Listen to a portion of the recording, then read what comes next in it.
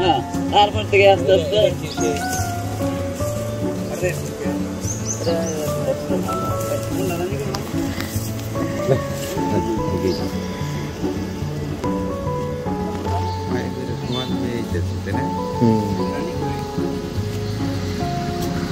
এটা মোটামুটি একটা লাভজনক ব্যবসা, কিন্তু ওদেরকে চালাইতে হবে।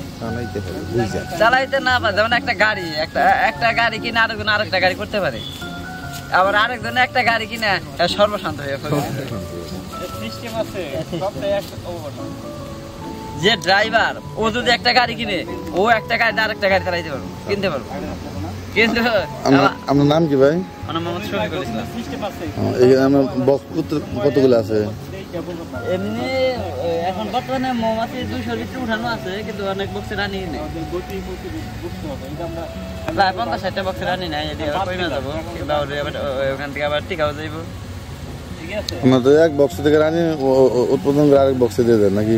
হ্যাঁ, দেওয়া যায়। এইভাবেই তো টিকানো হয়, কারণ একটা রানী তো 1 বছরের বেশি টিকে না। কারণ আমি যদি এখন আমার রানী তো কাজ করতে সময় একটা রানী মারাও গেল, আবার এই রানী তো এই বছর আছে, আগামী বছর এই দিন পর্যন্ত এই রানী টিকবে না, থাকবে না, রানী চেঞ্জ করে ফেলতে হবে।